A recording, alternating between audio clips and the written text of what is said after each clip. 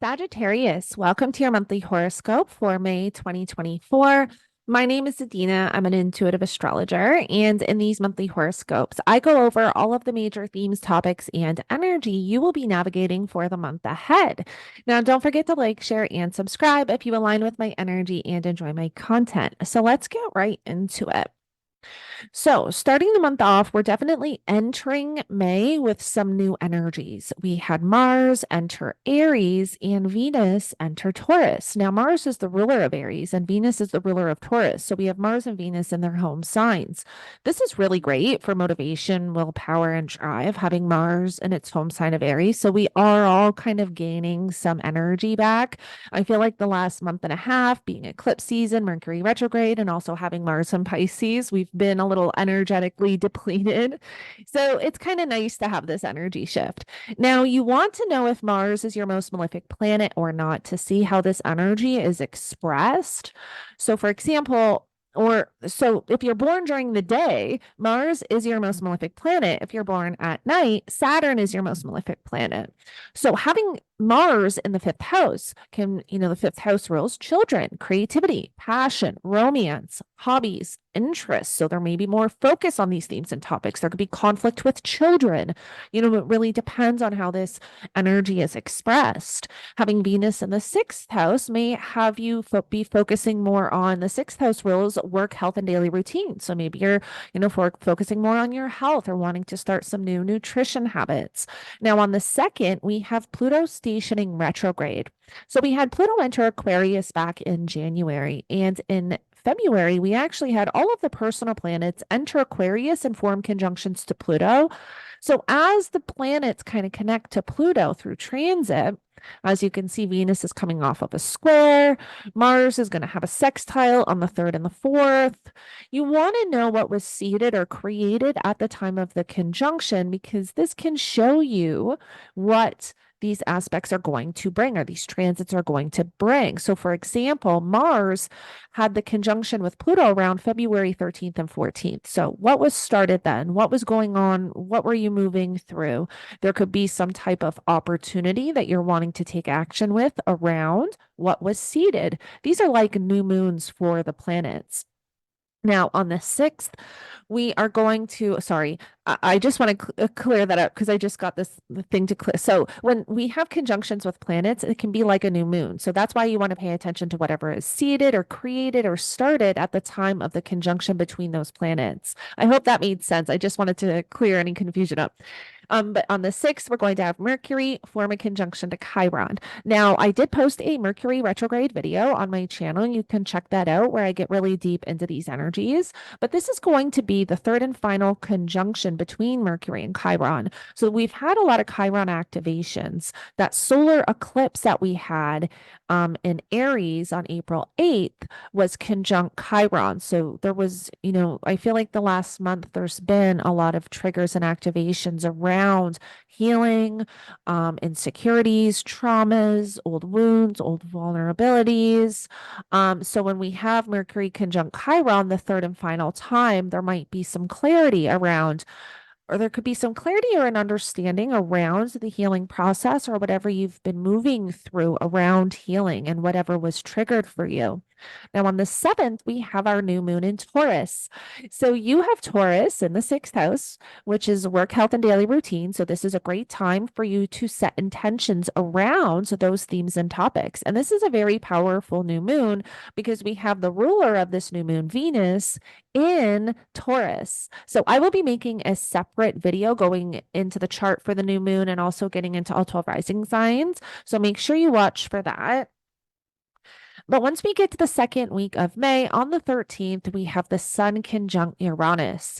So this is really great for energy work, intuitive work. The Sun is literally our life force energy and consciousness, and Uranus rules the electrical systems in our body and is also known as the Great Awakener. So this is a day where we can be getting a lot of intuitive downloads or, maybe some sporadic insight or clarity around something. It is in that sixth house of work, health, and daily routine. So it could be showing up in those areas of life. Now, on the 15th, we're going to have Mercury enter Taurus, bringing more focus to that sixth house as if there wasn't enough. And then on the 18th, we're going to have the Sun conjunct Jupiter and Venus conjunct Uranus. So also, too, Jupiter is your chart ruler. So you're going to feel this Jupiter energy a lot more so than some of the other signs. So just keep that in mind. But when the Sun forms a conjunction to Jupiter, this is really great, auspicious energy. This is a great time to initiate something, start something new, especially around those sixth house themes and topics. But because Jupiter is your chart ruler, this could literally be, you. What do you want to start? What do you want to create? What is this new direction you want to move into? This is a great day to kind of move into that, to start that, to initiate. This is great auspicious energy. Auspicious energy is when we want to seed something and utilize the energy, that's kind of there at the moment. Now, Venus conjunct Uranus, this can be a really great time. Well, Venus is actually the ruler of your 11th house of friends and friendships, social groups, online connections. So there might be something kind of going on with friends. Again, it's not negative energy. It's, positive energy. It's just that maybe, a friend is coming back from the past or out of the blue, or you're having some, conversation with someone you didn't expect to, because Uranus has that unexpected element. Uranus also brings chaos, disruption. And Venus also rules that sixth house too. So it could also show up in, around health or work or your daily routine or pets.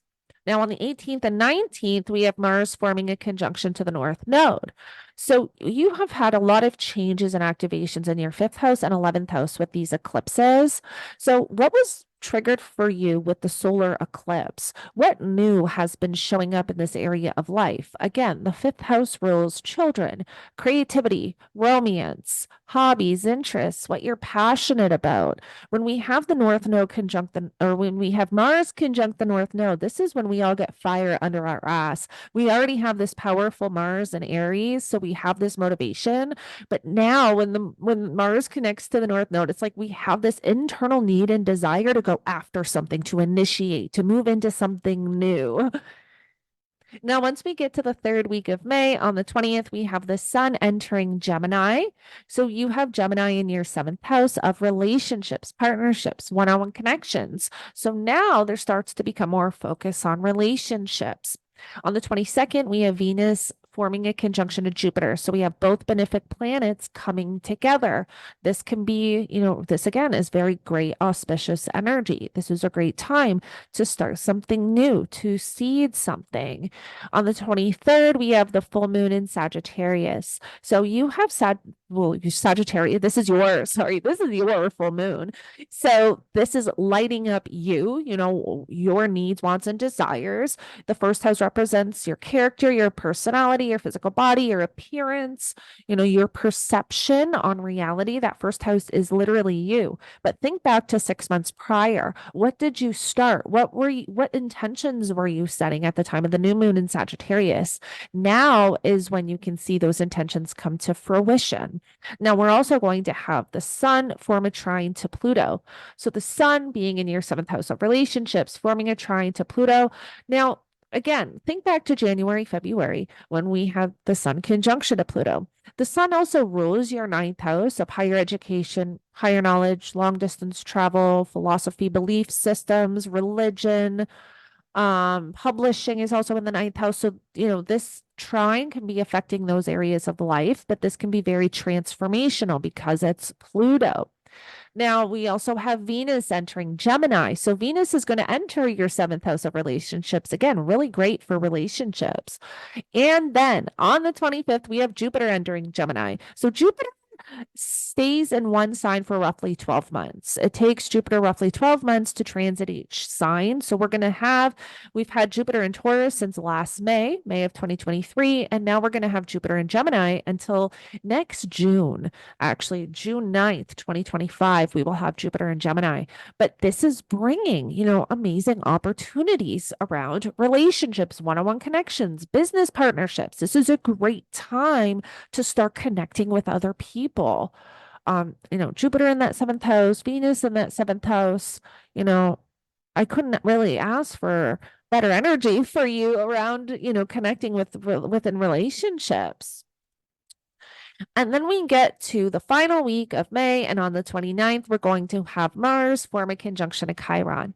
So, this is where there can be a trigger around whatever you've been moving through around healing. So, whatever's been triggered the last month and a half, or whatever you've kind of been, moving through and navigating, this is where there can be a trigger. So, we just want to be a little cautious on this day. We want to make sure we're reacting and responding, consciously and with awareness so that we're not reacting and responding unconsciously and from our subconscious in ways that, and recreating old karmic patterns. And then on the 31st, we're going to have Mercury form a conjunction to Uranus.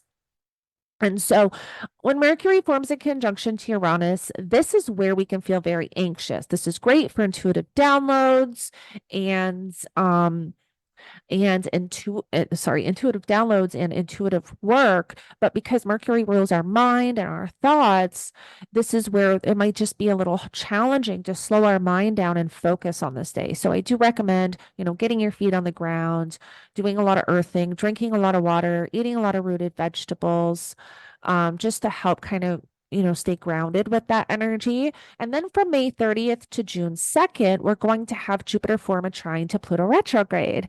And so we had the Jupiter Pluto conjunction beginning of 2020.